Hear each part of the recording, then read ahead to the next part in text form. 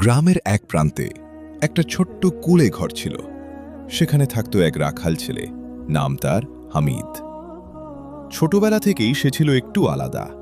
গ্রামের লোকজন বলতো এই ছেলেটা ঠিক স্বাভাবিক না, কারণ সে প্রায়ই একা একা কথা বলতো। কিন্তু আশ্চর্যের বিষয়, তার সাথে কখনো কাউকে দেখা যেত না।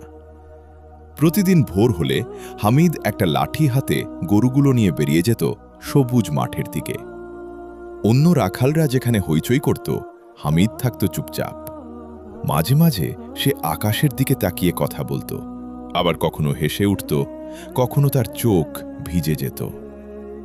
একদিন গ্রামের এক বৃদ্ধ তাকে ডেকে বলল, এই হামিদ, তুই কার সাথে কথা বলিস? হামিদ শুধু মুচকি হাসল, কোনো উত্তর দিল না। লোকজন আরও নারও নিশ্চিত হয়ে গেল ছেলেটা হয়তো একটু পাগলই। কিন্তু সত্যিটা কেউ জানত না। এক রাতে হঠাৎ করে আকাশ কালো হয়ে গেল। শুরু হলো ভয়ানক ঝড়, বজ্রপাত, দমকা হাওয়া, মুষলধারে বৃষ্টি।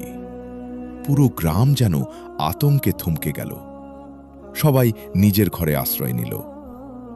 কিন্তু কিছুক্ষণ পর একজন বলল, হামিদ কোথায়? খোঁজ শুরু হলো। লোকজন মশাল হাতে বের হলো। ঝড়ের মধ্যে তারা এগোতে লাগলো মাঠের দিকে। তারপর পাহাড়ের পাশে গিয়ে যা দেখল তা দেখে সবাই থমকে দাঁড়ালো। হামিদ সিজদায় পড়ে আছে, ভিজে যাচ্ছে পুরো শরীর, কিন্তু সে উঠছে না।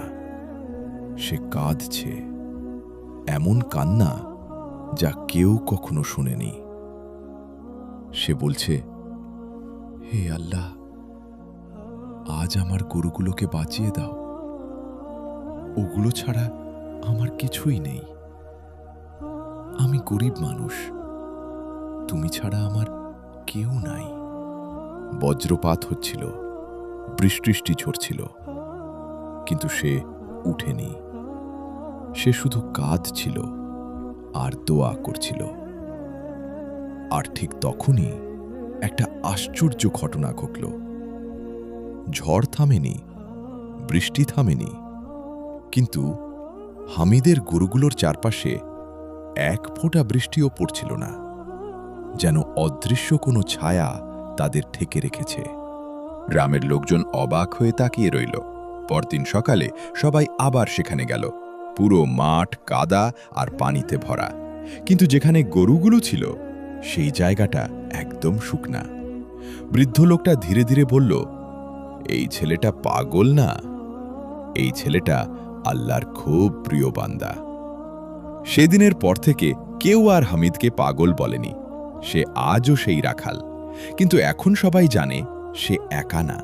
সে যার সাথে কথা বলে তিনি সব শোনেন। তুমি যদি কখনো একা মনে করে কেঁদে থাকো, মনে রেখো আকাশের উপরে একজন আছেন যিনি সব শোনেন।